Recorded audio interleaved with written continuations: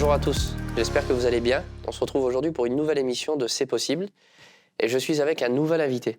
Bonjour, Bonjour Alonso. est-ce que tu peux te présenter?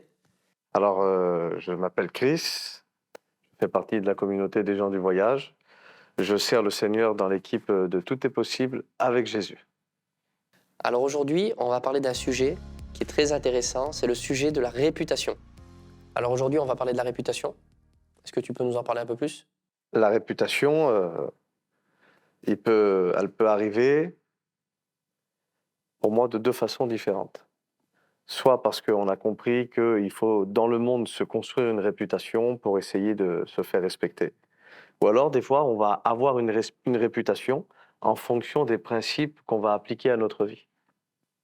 Moi, je sais que mon père m'a communiqué certaines valeurs, ma mère aussi, et en les ayant mis en pratique, ça a fait que j'avais une certaine réputation.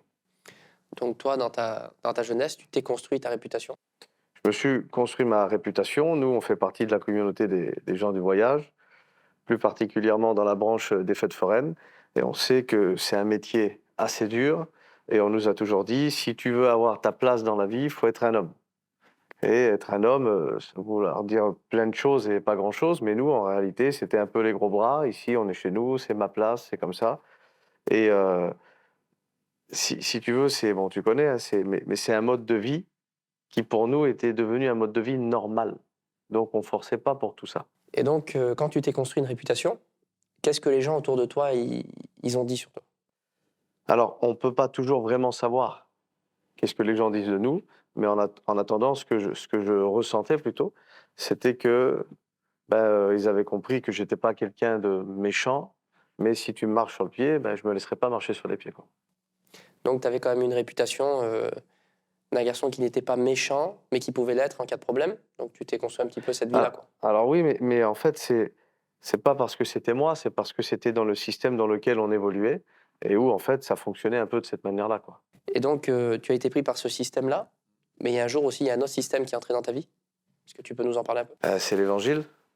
Heu, J'avais 22 ans et Dieu m'a révélé son fils. J'ai eu une apparition, je l'ai vu, j'ai entendu sa voix et pour moi, ça a été quelque chose de très perturbant parce que c'était pas du tout, du tout, du tout, mes projets. C'était pas du tout les projets que mes parents avaient, pour moi. Heu, des chrétiens chez nous, on n'en connaissait pas et le peu qui était là, pour nous, pas qu'ils étaient mal, mais pour nous, on voyait ça, vraiment mal. Donc si tu veux, ça a été une période, perturbante parce que tout ce que j'avais essayé de commencer à construire, je me suis aperçu que je ne construisais pas comme lui, il aurait voulu pour ma vie. Et puis aujourd'hui, il y a deux oppositions, c'est la réputation et le témoignage. Exactement. Et le témoignage est le contraire même de la réputation, comme on l'entend en tant qu'homme sur cette terre. La réputation, en fait, on se la construit dans le monde. Mais en Dieu, c'est lui qui l'a construit pour nous, pour justement qu'on puisse rencontrer Jésus, quoi.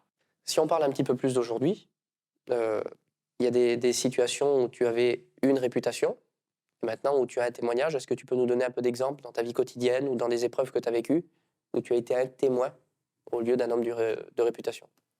En fait, c'est, en fonction des attentes des personnes. Où il y a une période de ma vie, quand on était jeune, on pouvait m'appeler pour, connaître un bon restaurant.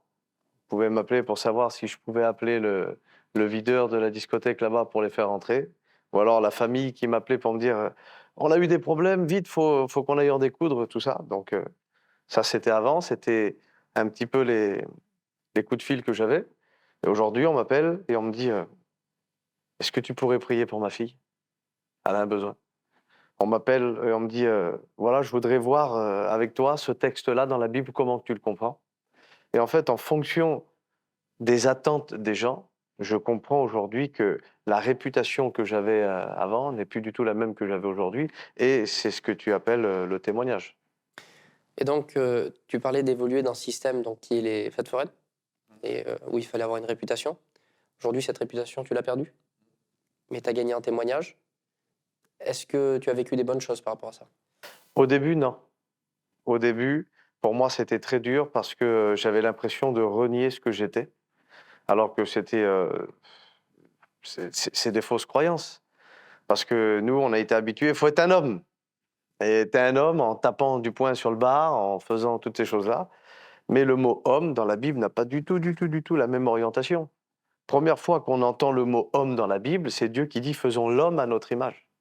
Et l'image de Dieu, c'est pas un gars qui est dans un bar en train de dire allez, remettez une tournée.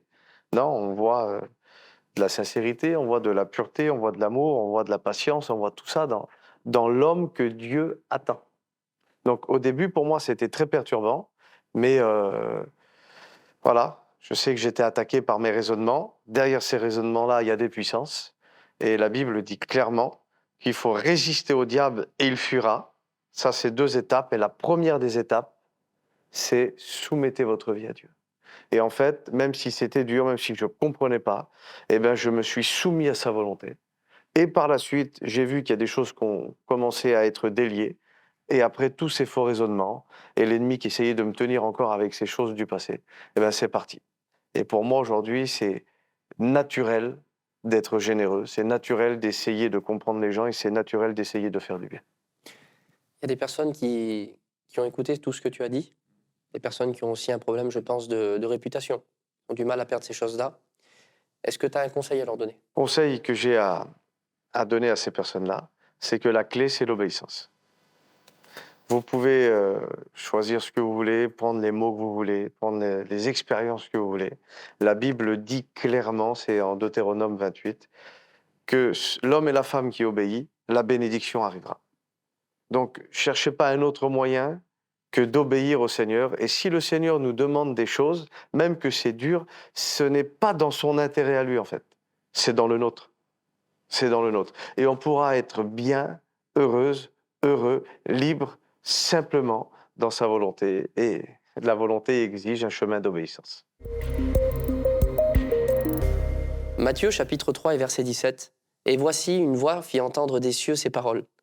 Celui-ci est mon fils bien-aimé, en qui j'ai mis toute mon affection. » C'est les paroles que Dieu a adressées à Jésus, alors que sur terre, il était dit de lui que rien de bon ne pouvait sortir de Nazareth, qu'il chassait les démons par Belzébuth, mais Dieu a dit qu'il était son fils bien-aimé. Ce qui compte le plus, ce n'est pas ce que les gens disent de ta vie, ce n'est pas ce que ton entourage pense de toi, mais c'est ce que Dieu pense de toi. Tu as accepté Jésus, il vit dans ton cœur, alors tu es son fils bien-aimé. Et il a mis toute son affection en toi. Ne cherche pas la réputation, le témoignage vivant de Dieu vit en toi. J'espère que cette émission t'a béni et on se retrouve bientôt pour une nouvelle émission, C'est possible.